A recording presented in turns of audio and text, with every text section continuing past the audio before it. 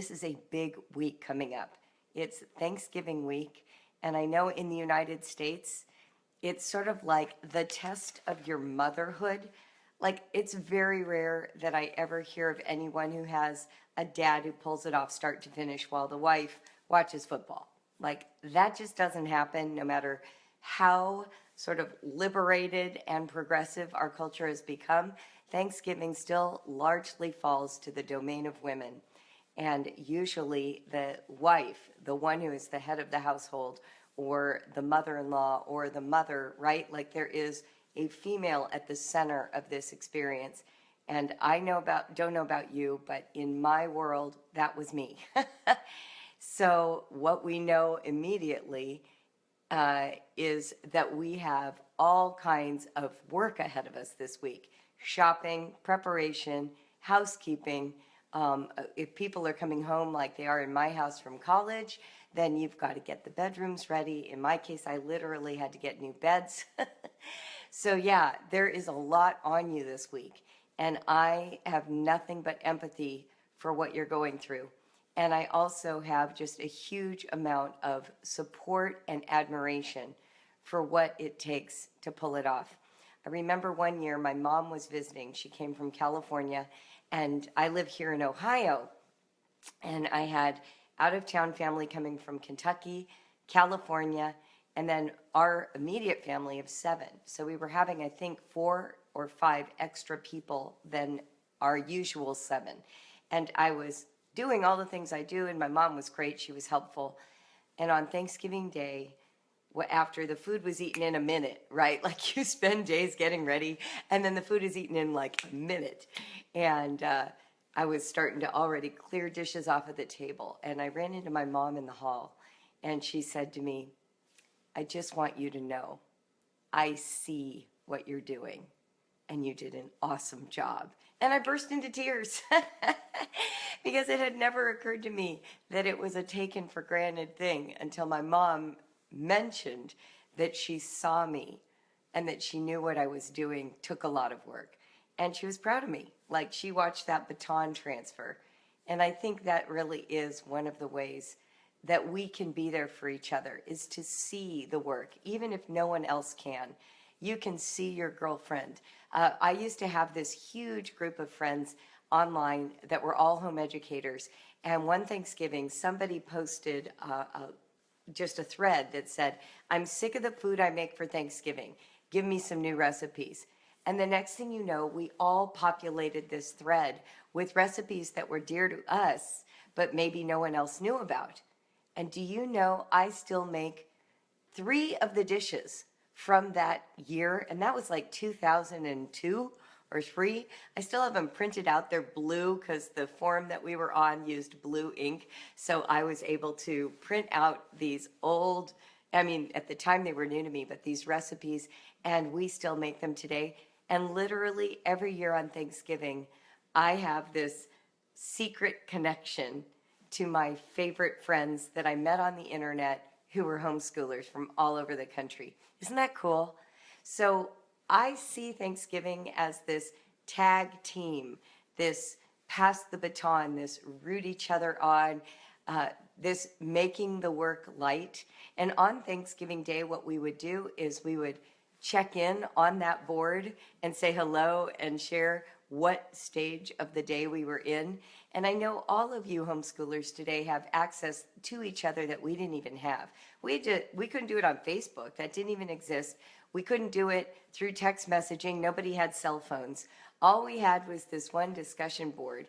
And I would just keep my little laptop open, and I would type messages to my friends as I saw them coming in. You can do that with Voxer, text messaging, on Facebook, through Twitter. You have a million ways to connect now. And somebody's asking for the recipes. I'm not giving you my recipes. I know that sounds mean. I want you to share your recipes with each other. I want you to use this as a community building activity if you can, if you want to. All of you have friends. You all have communities. Make some memories. I'm just giving you some ideas of what we did. And like I said, the recipes are the recipes. They're nothing so exceptional that you haven't thought of it. It's that the person who gave that recipe to the community is still a friend, and I still have a connection that reaches back over a decade. Yes, Dusty, we could certainly do a post like that in the Alliance, and I will do that today. It's a great idea. So yes, reach out to your community and create some around this very challenging task. I think it would be great to share your photos on Instagram of shopping at Whole Foods, or where you bought your turkey from that special meat place, or even standing in line at Kroger and how long were the lines. Like, I think creating support around the task makes it feel less monumental. And it gives you the opportunity to reach back through time to this most female of tasks, which is creating the home, making connections around food. And yes, it's a sacred task. And as much as all of us at some point in our lives wish to be liberated from it, and I honestly hit that wall in my 50s, it was beautiful to recognize that I was standing sort of in this long generational train that took the house and the home seriously and then made food to share with one another. And of course, it's great if your husband and nephews and sons and daughters and everyone pitches in. I think we should. I love seeing everybody in the kitchen. It's one of my favorite parts of the Thanksgiving task. So that is fantastic to have you. Thank you for sharing. I know Canada already had their Thanksgiving, and I know those of you in Britain and in Australia do not have this tradition, but I know you're getting ready for your end of the year holiday, whatever tradition that is. And this is the exact same principle. Find community around the challenge of hosting an event, and it will make the event a less onerous task for you. All right. Everybody here now? Great. So we are reading from my book, A Gracious Space for Fall.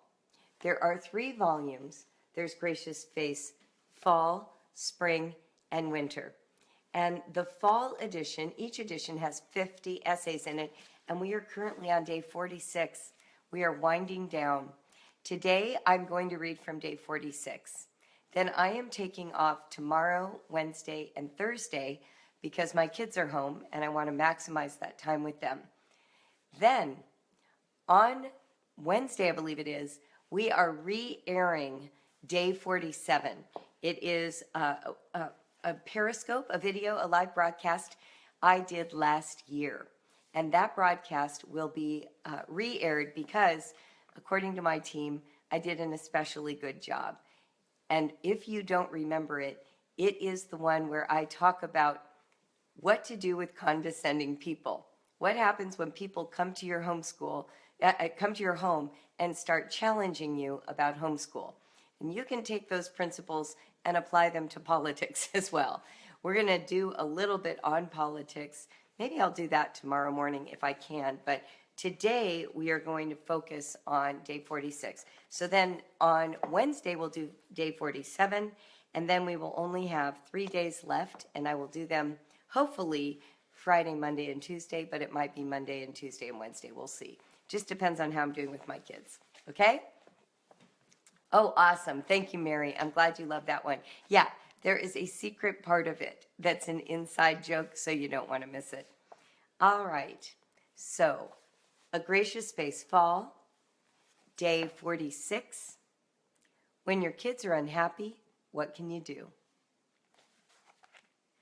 Over the course of your 10 to 20-year homeschool odyssey, your kids are going to be unhappy at times.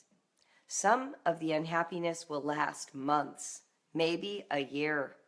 Sometimes you're unhappy and it bleeds into the family culture. Here are a few suggestions for how to address some of the boredom and crankiness that visits the various ages and stages of children in your house. Kids express unhappiness the way kids do: boredom, anger, fidgetiness, being silly, procrastinating, pretending not to listen, picking on a sibling or the family dog, tears, staring blankly out a window, arguing, campaigning for what they think will make them happy, calling someone else a bad name, doing poorly executed work, not caring, not investing, giving up, pretending to be happy when they really aren't, showing signs of stress and anxiety, sleeplessness, restlessness, not interested in eating, comparing your home to someone else's, ouch, rejecting your values, siding with the other parent who momentarily seems more fun. A 4 to 5-year-old who is bored is much easier to rescue than a teenager who feels suffocated and has decided to challenge the values of the family. Yet the underlying feeling is the same, it's unhappiness. And we can facilitate a huge turnaround in how our kids experience our homes and our schools if we help them become peaceful, cooperative, empowered from within, happy kids again. Tuning into your child. Any child who is unhappy needs a parent to tune in and take notice. You're the adult.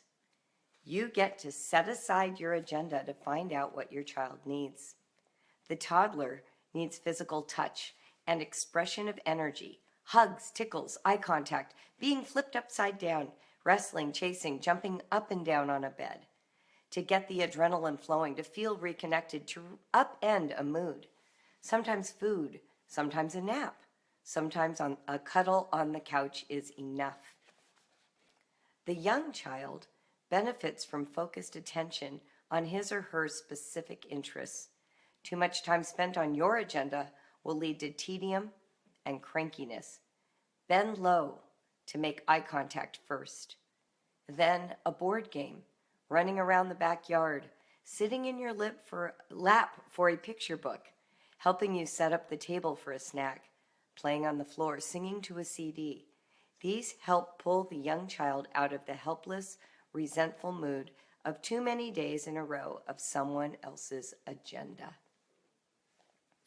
The middler needs a dedicated time regularly, every day, every other day, where there is no limit, reading as long as he or she likes without having to do anything else or without being required to sleep, playing a computer game without a timer ending the turn, watching TV and lying on the couch without having to get up, being allowed to finish the entire math book because he's on a roll, digging a hole in the backyard as deep and wide as she likes, taking a scandalous amount of time to organize a bookshelf or rearrange the bedroom furniture, going to the zoo or the museum or the park or the nature preserve to indulge whatever interest is currently on fire, practicing a musical instrument for an entire day.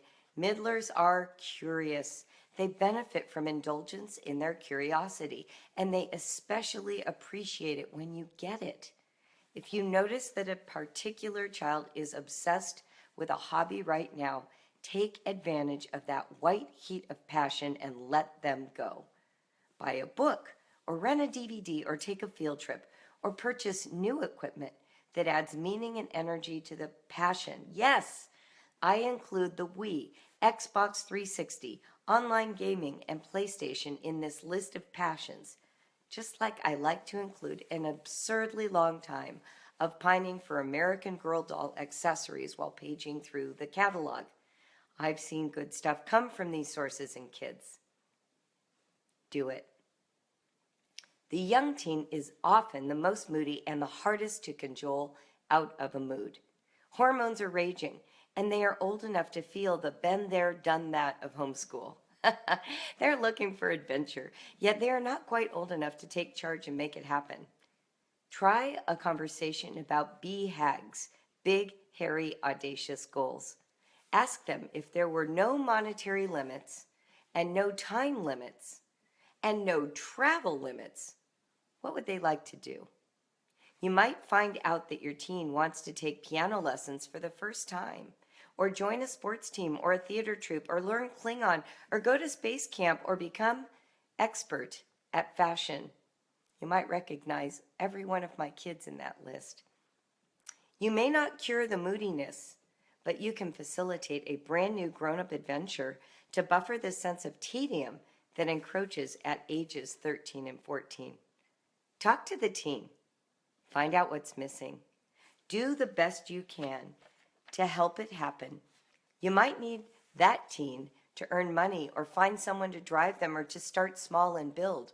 But put that goal somewhere visible, and all of you work toward it. The older teen is nearly at adulthood and feeling the tug between wanting a mommy and wanting to be respected as a fledgling adult. Risk and adventure, that's what they need. Let them lead you into conversations about their interests, their viewpoints that aren't yours, their anxieties. These conversations happen best one-on-one with yummy food or drinks. Make time for the older teen. And remember, they are gone a lot. So if one comes home at midnight ready to talk, you get the toothpicks out to prop your eyelids open and you sit on the bed and you talk. The older teen sometimes needs to challenge how he or she was raised, and you need to go soft inside and let those words slide over you. They aren't the final verdict. They are the words of a near adult trying to find his or her way this week. Be interested, be quiet, be curious, be gentle, be willing to take it. Bottom line, you can't keep everyone happy all the time and be happy yourself. Not possible. What you can do is pay attention. Remind yourself that these years are fleeting, no matter how today feels, and that the needs of your children are reasonable and real, just like yours. You may not fix any of it in a day, but you can do one thing today to help alleviate some of the building pressure in the home. If you have many children, like so many homeschoolers, like I did, you'll need help. Tag team with the co-parent or a friend. Get the community involved, youth workers, coaches, aunts and uncles, grandparents. Take care of you. You need to be happy too. Vitamins, exercise, therapy, it helps if you need it. Time alone, a passion or hobby, a good relationship with a significant other, and a source of joy each day. You know, tea, flipping through a magazine, bubble bath, chocolate, gardening, your favorite rerun on TBS, your spiritual practice. You can do it. Quote of the day. Thank you for reminding me what my ultimate goal is, to be their advocate, partner, and to grow lifelong lovers of learning. Oh, how I wish I could go back and redo my oldest child's early years. Unfortunately, this is not possible. So I will just have to start where we are right now. That comes from Laura. Sustaining thought. Happy feelings come and go, and so do unhappy feelings. Keep your eye on the moment and give a little extra time and attention to the moody child. Soon he or she will come around and your household will feel like home again.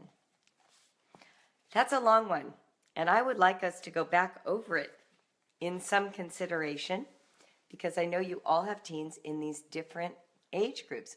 Children in these different age groups. And as we slide into the holidays, some of this crankiness and moodiness is going to show up. It's the end of the first semester, and there is a feeling of needing relief and release from the system.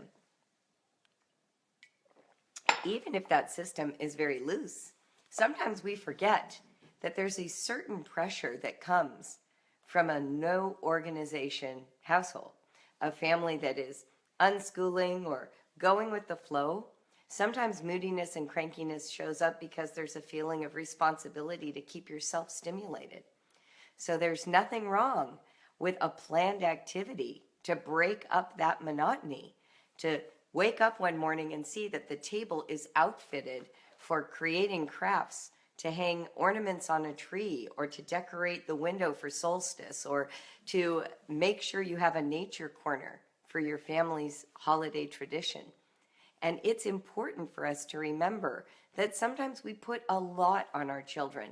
We expect them to cooperate, or we expect them to self-direct, or we expect them to be in good moods consistently without ever changing. Have you noticed that?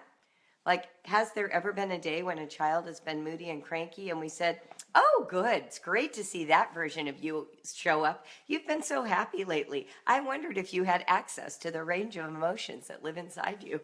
I mean, wouldn't that be an amazing thing to say to a kid? Oh, you're being argumentative. Great. You've been going along with the program for a long time. I'm really glad to see that there's a person in there who can stand up for herself. Oh, I want someone to do that today. Would one of you do that today and tell me how that turns out? I so wish I had thought of that when I was younger.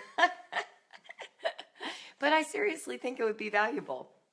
I mean, I think, when I talk about going with what your child offers, some of it is painful and can be, especially if they're really fighting with you over something that is a sacred value of yours. But there's also a part of us that if we could just go grandparent for a moment, just step back and observe the child at whatever stage of development, as a child, as a person, as somebody who's exploring how to express their emotional selves into the world and what it will be to be received. Will they be received as someone that scandalizes you, that treats you as though, you're not respected? I remember when I was young and I hung out with, some of the very serious parents on the internet. I found that group. It was actually before the internet. They were people in my life, in the community I was in, very serious about parenting, very worried that if you did not correct every, unwillingness to cooperate, all disobedience was supposed to really be taken seriously. And if you even allowed one misstep, you were setting a trajectory that would last a lifetime.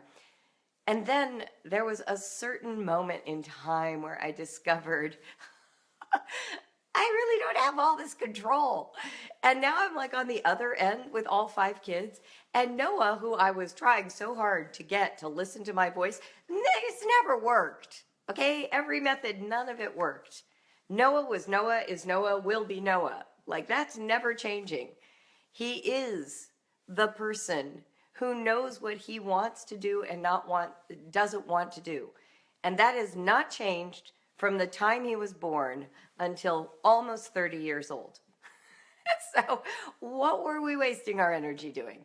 I remember one time I was with a bunch of parents who were teaching about spanking with a wooden spoon. It was actually a baby shower for my daughter Johanna, and they decided that was a great time to give me a wooden spoon.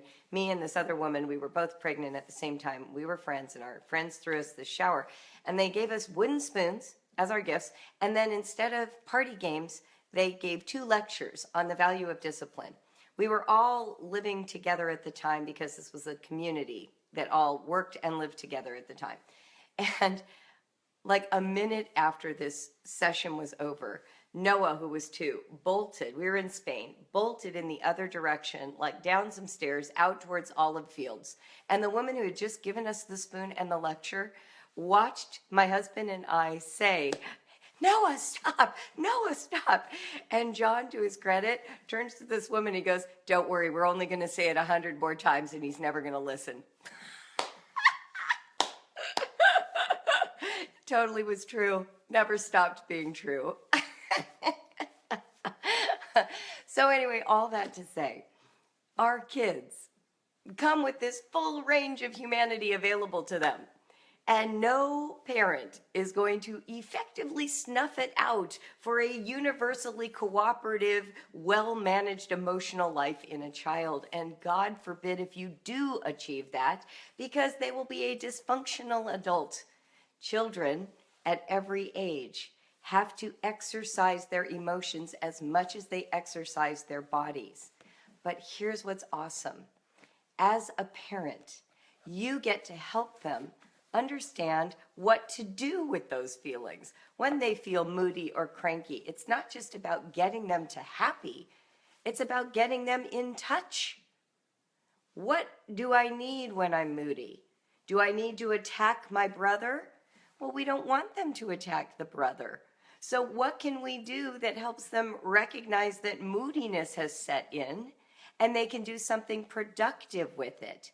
They can express it in a way that doesn't attack another person.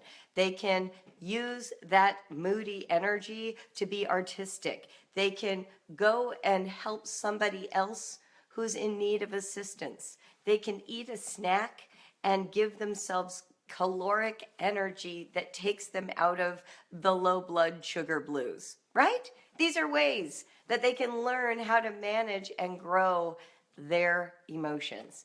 And you get to do it with them. This isn't about judgment. Like, oh, I have such a terrible child. She bit her little sister. Let's drop the judgment. Yes, it's humiliating. It's not what you train them to do. You wonder what child they picked up this bad habit from. But you could instead understand that it's representing an emotion the child can't manage. It's representing a moment in time where they're unhappy, profoundly unhappy, so unhappy they attack their little sister with their teeth. So what are we going to do about it? Punishment doesn't really get at the root, does it? Just sticking them in a bathroom with a timer or spanking their little bottoms or giving them a lecture about how, the universe is not pleased with them doesn't do it. What does it is spending time imagining what does that child need. So with a toddler, as I shared, they are big body users. So help them with those bodies. Give those bodies an opportunity to be hugged, cuddled, and exercised, to play with things. They're watching you, do all this sophisticated magic up on a counter. And what are they doing? They're down around your knees. They just want to get in on the action. One of the things that I loved in Morocco is that they did not do a lot with their kitchens. Americans are obsessed with kitchens and bathrooms. We have whole magazines dedicated to this. My Moroccan neighbors thought that was hilarious because to them, the kitchen and the bathroom are not places that you hang out. You hang out in the beautiful salon. The kitchen is a place for food prep. Why would you invest dollars in it? So they did everything on the floor. They would have like these great big bowls where they're kneading the bread and they would sit on the floor with the bowl in front of them or anything. They would be down on the ground. Well, what was amazing? Their children all got to participate all the time because everything was reachable and accessible and nobody was worried about damaging a beautiful granite counter. Honestly. So they were just down on the ground with this bowl, stirring things, chopping things on a little cutting board, but it was like accessible, And it wasn't like they were getting the child-sized things. They scolded their kids. It wasn't like their kids were handled with kid gloves. I'm not talking about, the Waldorf kitchen. I'm talking about real life. So these kids would be given a piece of dough to play with, or they would sit down and chop something, or they would carry the breadboard to the public oven. These kids were pretty active at a pretty young age. And part of it was all accessible. You know what I mean?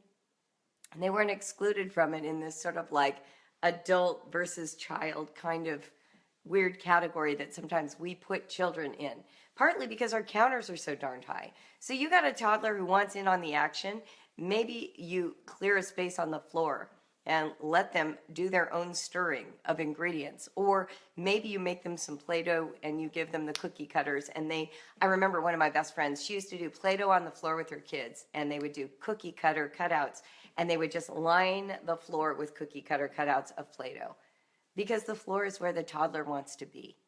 And being able to have a space that's bigger than a table to do whatever you want in was incredible for little kids. So think about perspective. What is your child's point of view? And they're at different heights all along, right? So the toddler needs physical activity, physical touch, to be included, to find a home that is accessible. Not that everything is off limits and toddler gated. And I know you know this, but it's worth repeating, right? It's good for them to have a cabinet where they can just pull everything out and you don't care what happens to it. That's wonderful for toddlers. All right. And this week you're going to need that. Maybe you give them all of the apple peelings to play with and stir and add cinnamon to and just make a mess while you're making the pie. Just think about it. What can you do for that toddler? And then the young child benefits from feeling that importance, that graduation from toddler to I'm now able to carry things and pour things and stir things. The second they graduate to that stage, it's a mess. Of course, they're going to knock things over. My goodness, I was just at a friend's house the other night helping make tacos, and I grated cheese and I knocked over the plate that had all of the chicken on it straight upside down onto the floor. I did that at 55. So, yes, your 5, 6, 7-year-old is going to do that.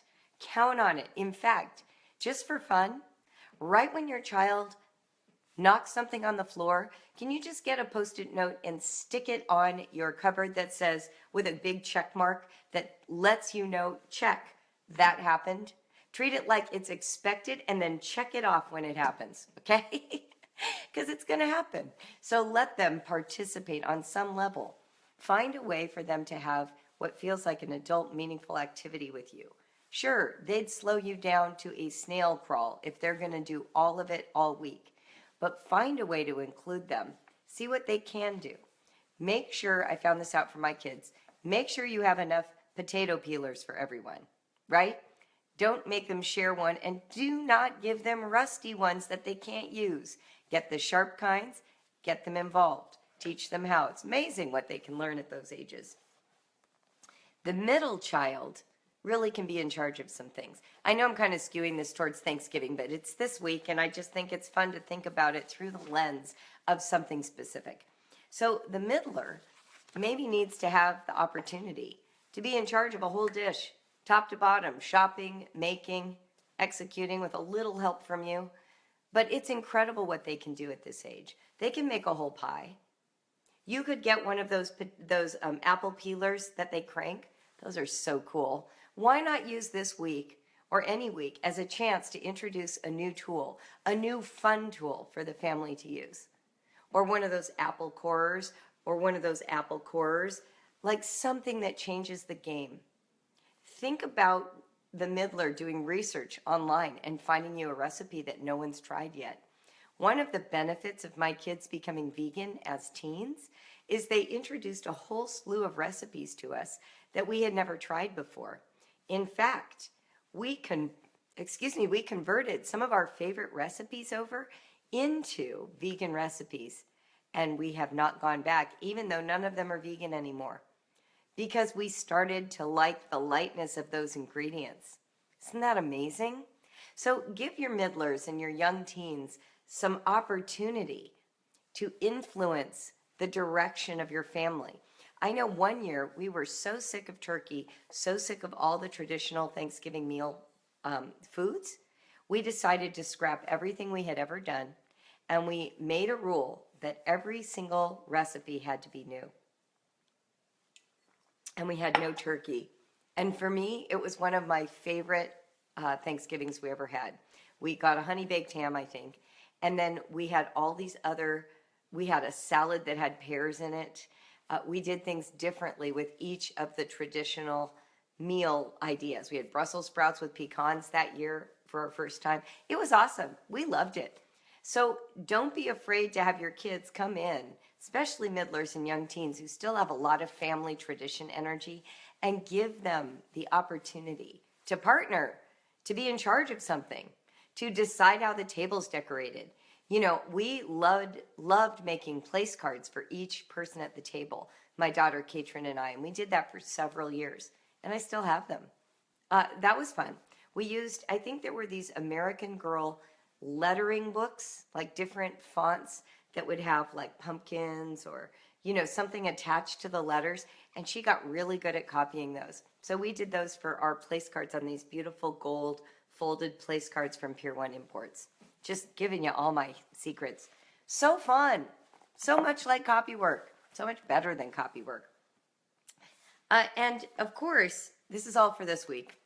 The older teen, what does the older teen need? Maybe to be excused. Maybe the older teen has already helped for countless Thanksgivings and just gets to not help. Hangs out, watches football, thinks of a game to play after it's all over, is going to be the one who drives to the store when you realize you forgot the whipped cream. Like, what could they do that's a little more grown up? Could they be in charge of spending money to create a really great centerpiece look? Going to the florist, going to Pier 1, picking out the candles, making the placemats all brand new. Could you put the older teen in charge of something that feels significant, that doesn't feel like, oh, I'm taking advantage of you because you've always been good at mashed potatoes? I remember reading years ago that the best thing to do with chores is to keep handing them down to the younger kids, because the oldest kids are always in danger of being the ones who have to do everything because their skills keep growing. And so instead of handing them down, you rely on them more. So what if this week the older teens' responsibilities had nothing to do with the things they've always been counted on to do? They get to drive. They get to be pleasant company for all the guests that are coming. They get to be in charge of the look of the table. They get to be in charge of the family game night. What if they were in charge of those things? Might be interesting. Now, you might have a teen who his favorite thing in the world is making the pecan pie. Well, don't deprive him of it. But what I'm saying is, this is an opportunity to give that older child something different to look forward to, that shows that that child is on the verge of adulthood and isn't just a kid who wants his hands in the banana bread mix. Make sense? These are all ways that you can reconceive just this week. So imagine now taking these principles and applying them to homeschool. The toddler, think about the body. What does the body need? Because that's the toddler's world. The young child wants to feel like you're down on that child's level, that not everything is about making the child come up to you. Think about going down to them. They want to dress how they want and it doesn't match. Well, can't that be okay? They want to jump on the bed, not sleep in the bed. Can't that be okay?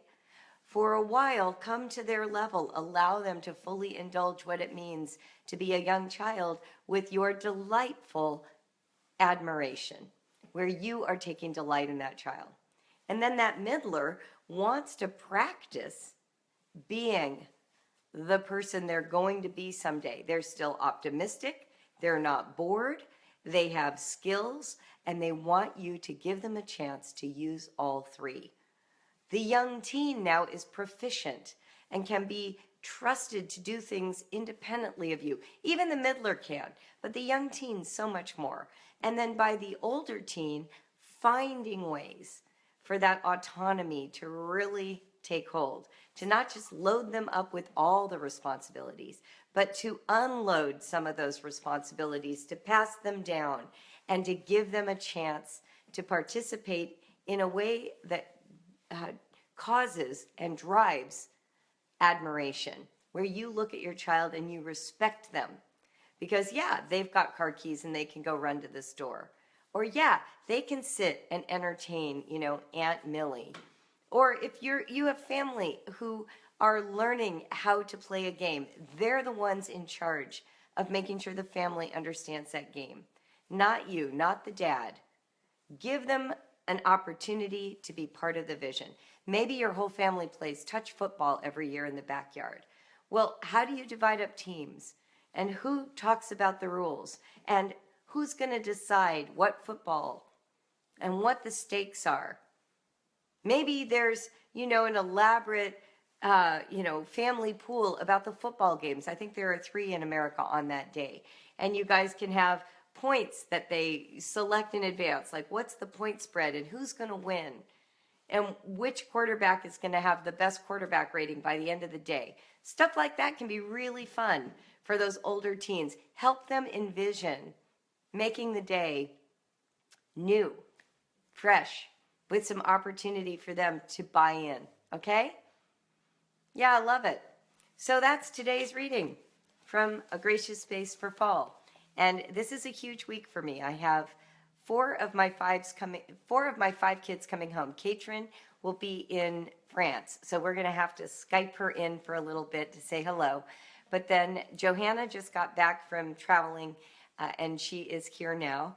And then tomorrow, my son Liam and his girlfriend are showing up. And then on Wednesday, Jacob and his girlfriend are showing up. And then Noah and his girlfriend live locally. So we are going to have a very full house for Thanksgiving. But we're very excited about it. And I can't wait to report back. Thank you so much for joining me today. Have a fabulous week. And if I don't see you live, everything's always here on replay. So just go watch it when you need a break. Maybe while you're making mashed potatoes, you can have Facebook Live videos going on the side. Have a fantastic day, everyone. Live honestly, write bravely, and allow your kids to be fully kids this week. And enjoy that about them. See you, everyone. Bye.